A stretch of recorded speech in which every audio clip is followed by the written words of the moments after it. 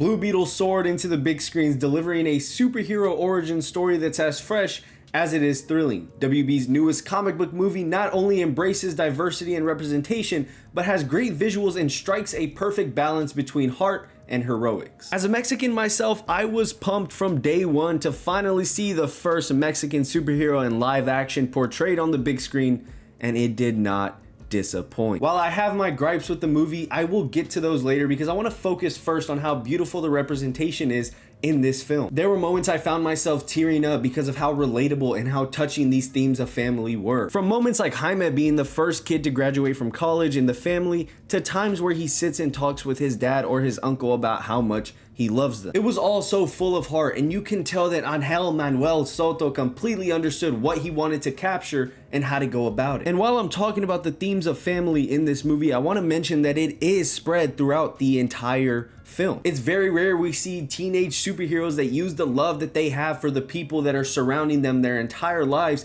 to motivate them to do what's right and to do the heroic thing. I'm of course referencing all the great things about heroes like Kamala Khan and Spider-Man, but to see it from the lens of a Latino kid just made it hit a lot closer to home for me. So in those scenes where we see Jaime absolutely kicking ass, and I just gotta say, the fight choreography and the way that these scenes were shot was so unbelievably good, other comic book movies better be taking notes. But in those scenes where we see Jaime doing whatever it takes to save his loved ones, even getting to the point where he's this close to killing the villain, but holds himself back, it gives those fight sequences and those action sequences a lot more emotional depth. And as I said earlier, the character of Jaime Reyes is played with immense charisma. So the filmmakers still take time to show his funny side with witty quips and occasional jokes. And part of what helps all of this work and wraps it in a neat little bow is how great Xolo Maridueña plays Jaime. But it's not only just Xolo. The performances in this film, such as Xolo Maridueña, George Lopez, Belisa Escobedo,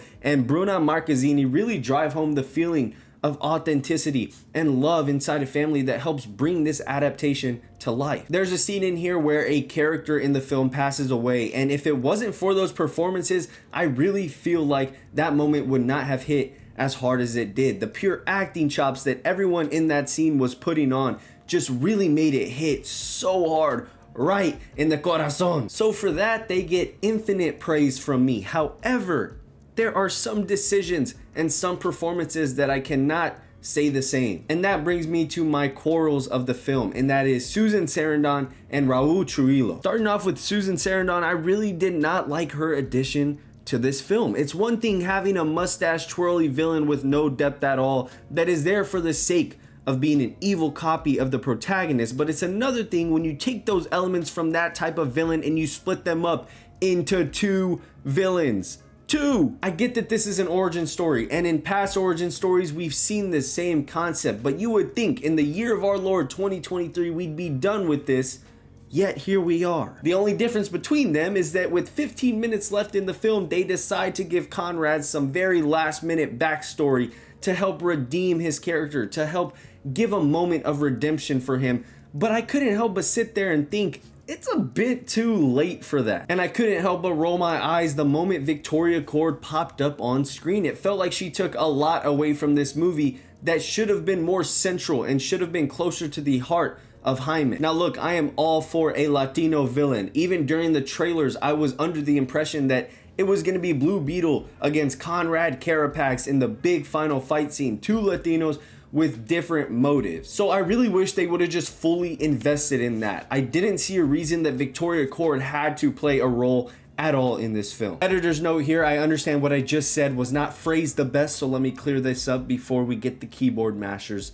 on this video. What I'm trying to say is, I don't see why she was so heavily in this film. I don't think that she needed to be. I understand why she was, and I understand the relationship she has towards Jaime. I mean, she is the aunt of his new girlfriend, and she is the head of this huge company that is the reason why he has the scarab in the first place. I understand all of that.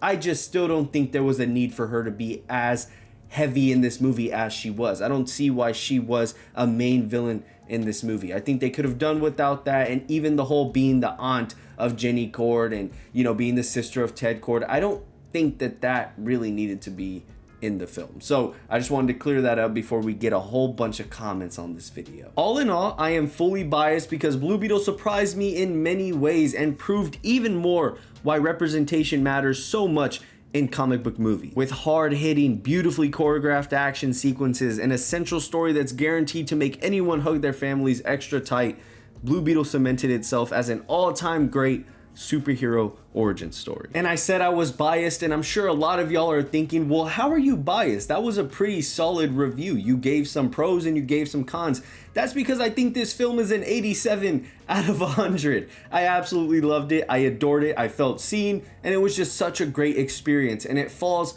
as my 13th favorite movie of 2023. Now, I understand. I completely get it. Before you go and you start mashing your keyboard, I am fully biased. If I had to give this a straight up answer, full bias out of there, I would probably give it like an 81, 82. I still think it's a very solid movie, but I'm going full balls to the walls and I'm smacking this baby with an 87 out of 100. I'm sorry, not sorry. But what did you think of Blue Beetle? Let me know in the comments down below. And without further ado, that's my review for Blue Beetle. Thank you for watching. I'll see you in the next one. Peace.